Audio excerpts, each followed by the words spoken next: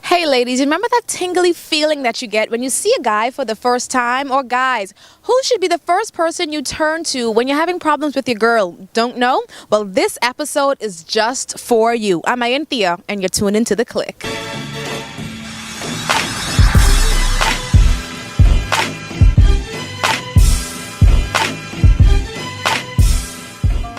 And as you know, I always deliver here on The Click, and I promise you guys some good love advice, some good expertise on, how you can make your love life a little better. And sitting here with me is our very own Bahamian, I like to call him the love guru, Chris Kazi Rolle. He says he'll take that. And tell me a little bit, Chris, I wrote a blog about you a while ago, and I'm glad that you're here now to help me bring it to life. Yes. Who are you? Because, I heard about this Bahamian guy who gives love advice, and he helps women, and has this panel with all men, and the girls get to know everything he's doing. Who are you, and why are you doing this? Well, I would say I am somebody that I help people find love and keep it. And it comes from just as a kid having a really tough upbringing and realizing that a lot of the issues that I faced and a lot of people in the community face are directly connected to the failure of the relationship between their parents. And then it starts this kind of cycle, and my life has been affected by that. So I'm out to keep love alive. And you talk a little bit about your upbringing and parents and all that. I know that you told me you grew up in foster care. Yeah. And so tell me a little bit about how that's been and how that's affected your life as an adult. I was born here in the Bahamas. My mom was a Jamaican immigrant, met a Bahamian, had a beautiful baby boy, and but she wasn't able to handle motherhood, so I had to grow up in the Children's Emergency Hospital, was adopted, and back then I was kind of saying, why me?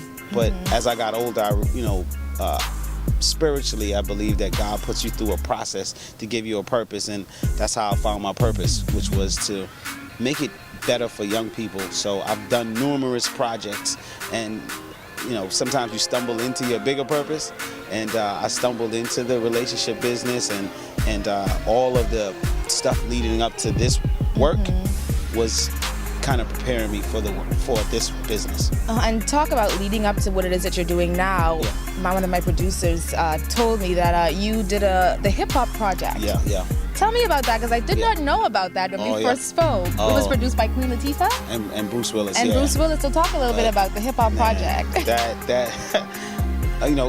When I was on the island, I went to St. Francis Joseph. I went to SAC. They kicked me out of SAC, and I went to public school, H.O. Nash, and ended up at D.W. Davis. But through all of those schools, I was always in the arts. I was always at the school assembly, going to the Palace. That's before your time, but the Palace. Remember the Palace? No. My family owned the Palace. Okay, yes. Excuse me. Yeah. So before my time, but I know about it. Yeah. So the Palace, I would go there and perform, and so I've always been in the arts, always been in hip hop. So fast forward ahead, when I went to New York City and ended up at a performing arts high school, I met a guy by the name of Scott Rosenberg, and he loved hip hop, and we connected. He was my high school teacher, and when I graduated, I found out that he was a millionaire, and he loved my ideas, and he supported that, and I launched the program. Then I met Russell Simmons. Russell Simmons became like a mentor to me, and he just introduced me to everybody, the Jay-Z's and Bruce Willis. Bruce Willis gave me like a $100,000 studio, and we recorded an album, and then they made a movie about it, and the movie kind of highlighted my time here in the Bahamas and how I used the music for the kids to express what was going on in their life. And you can check out the film. It's on Netflix, and it was a major ride. Nice. How does one become a love expert? You know what? It's just again, I think living in different homes, living through this whole process gave me a heart for people, for relationships, and why we do the things that we do. And I've just been studying it since I was a little kid. I've always gravitated to, relationship books, psychology books, human behavior, just in my own quest to understand why my mother left me. And I think that drove me to specific courses, classes, workshops, and I've just been accumulating thousands and thousands of hours of information around relationships.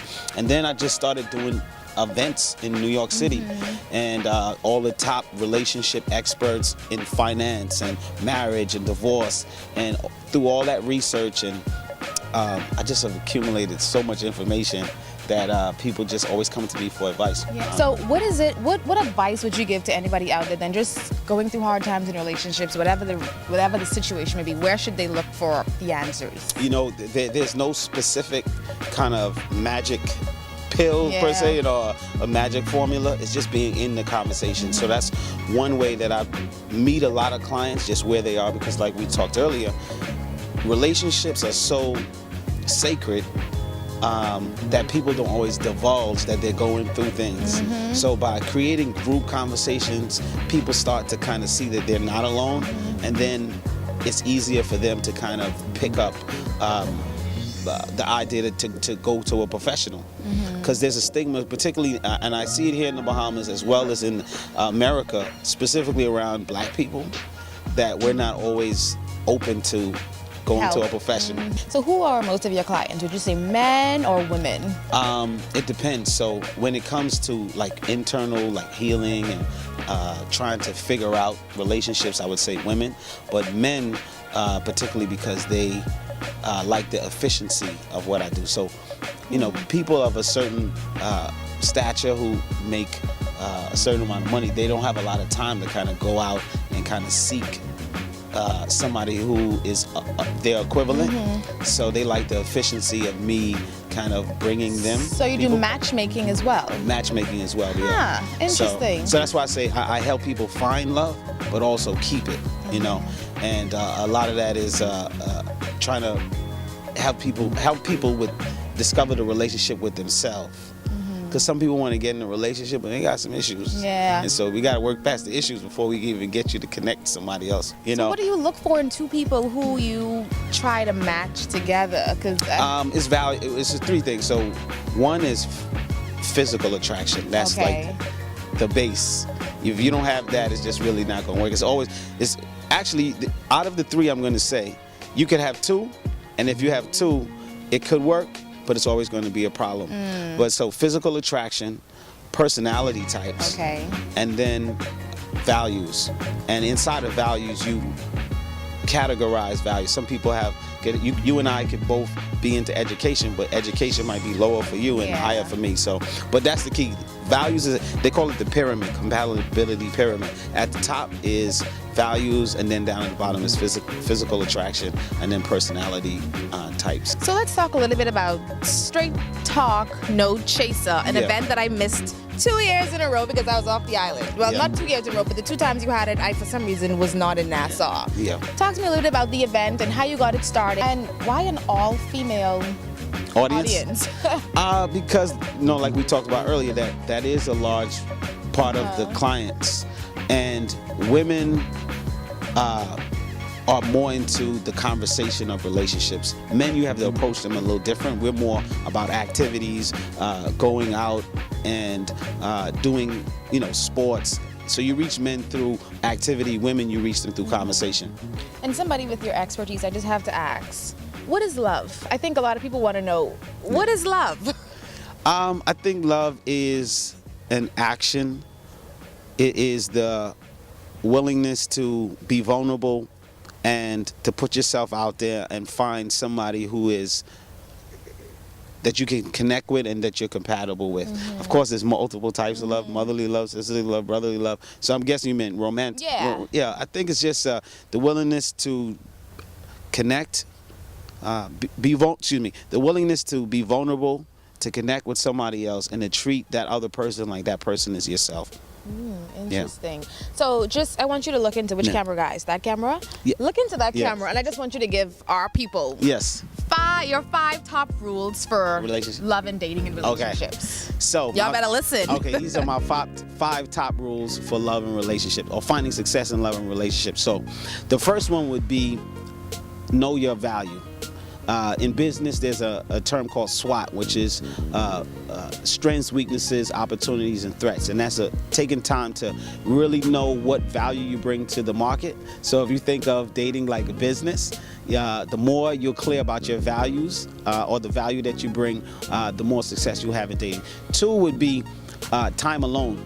sometimes we spend so much time in looking to fill our time with other people that we don't have a great relationship with ourselves. So to be able to turn on the television, stop dating other people, and just spend time alone. Number 3 would be problem solving. Most relationships fail because they can't solve the problem. So the harder the problem come at you, if your ability to solve problem is not great, the relationship will ultimately fail. 3 would be communication. Communication is the foundation, it's the cause and the cure for all relationship challenges. If your relationship is on rocky roads, it's because y'all don't have good communication. And the way to cure it is to perfect your communication. So, and number 5 would be, this is romantic relationship, right? Yeah.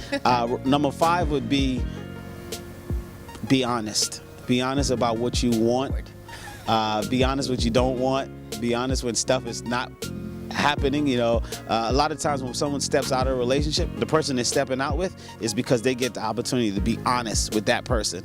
You know, it's so funny, guys. So, you know, we say all the time that I lied to you because I love you, which sounds crazy, right?